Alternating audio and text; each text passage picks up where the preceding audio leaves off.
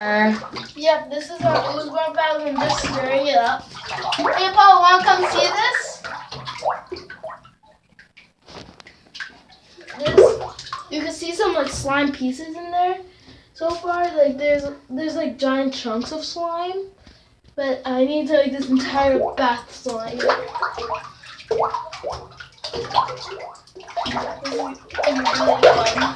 really fun.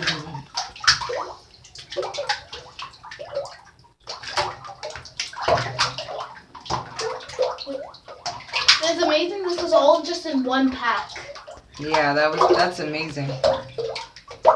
So we'll get this for the pool. And when you put your hands in it, it actually is all slime right now, but not like too thick.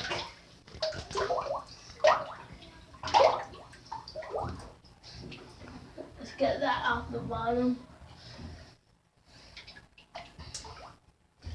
If you look at my hands, they're like, whoa, I did not notice that. It's like they're turning red.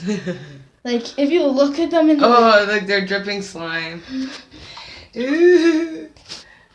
Get these big clumps here, stir that up there, and then it'll be like, oh, that looks like super slimy. No, this does look like barf just a bit.